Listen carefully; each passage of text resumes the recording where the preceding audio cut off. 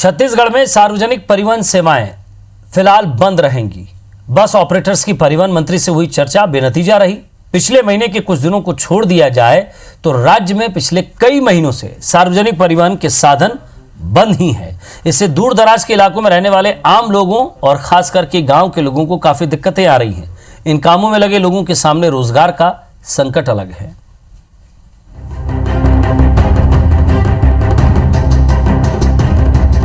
Corona महामारी की वजह से देश में लगे लॉकडाउन ने हर सेक्टर पर असर डाला है। संक्रमण की चेन को तोड़ने केंद्र और राज्य सरकारों ने सबसे पहले सार्वजनिक परिवहन सेवाओं को बंद कर दिया था। लॉकडाउन खत्म होने के बाद अब देश अनलॉक हो गया है, लेकिन यातायात सेवा पहले की तरह शुरू नहीं हो पाई है। रेलवे ने राहगीरों को सुविधा देने के लिए स्पेशल ट्रेन जरूर चला दी है, लेकिन कोरोना के बढ़ते मामलों को देखते हुए बाकी सभी ट्रेनों को 30 सितंबर तक रद्द कर दिया है। इधर छत्तीसगढ़ में बस सेवा आवागमन का सबसे बड़ा साधन है, लेकिन वो भी नियमित रूप से नहीं चल रही, जिससे लोगों को काफी परेशानी हो रही है। इधर बस ऑपरेटर्स का कहना है कि कोरोना गाइडलाइन के मुताबिक बस संचालन से उन्हें घाटा हो रहा है। वहीं लोग भी संक्रमण के डर से बसों से दूरी बनाए हुए हैं। ऐसे में बस ऑपरेटर्स ने 8 सूत्री मांगों को लेकर परिवहन मंत्री मोहम्मद अकबर से मुलाकात की, लेकिन कोई ठोस आश्वासन नहीं मिलने पर बसें नहीं चलाने का फैसला लिया।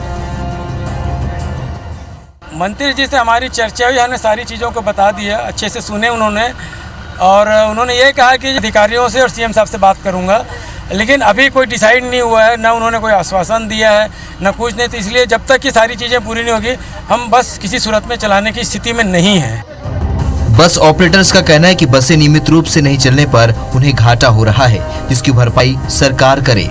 वे सरकार से टैक्स में छूट समेत कई मांग कर रहे हैं।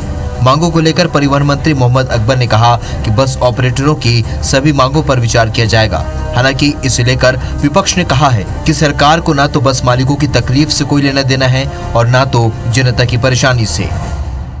और ये सब चीज़ों को देखने के बाद ये तय हुआ है कि जो मांग उन्होंने रखी है उसके समर्थन में जो आजू बाजू के हमारे पड़ोसी राज्य हैं वहाँ पे क्या स्थिति है, उसका भी दस्तावेज वो कल शाम तक उपलब्ध करा दें। उसके बाद फिर अधिकारियों के साथ हम लोग बैठक करेंगे और इसमें जो भी हल हो सकेगा उसको करने का प्रयास करेंगे। ये लोग बातचीत के अंदर में विश्वसनीयता होना चाहिए। सरकार में अगर कोई मंत्री या अन्य लोग जो बात करते हैं तो उस बात पे कहीं न कहीं अमल होना चाहिए, इसका अभाव है। छत्तीसगढ़ में लॉकडाउन के पहले तक रोज 17,000 बसें चल रही थी और औसतन करीब 3.5 लाख लोग इनमें यात्रा कर रहे थे। मार्च के बाद पिछले महीने लॉकडाउन खुला और करीब 20 दिनों तक बसें चली, लेकिन फिर लॉकडाउन हो गया।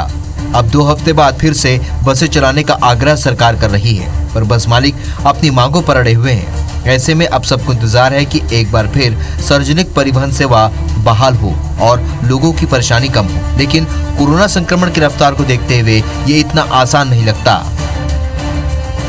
राजेश मिश्रा, IBC 24, रायपुर।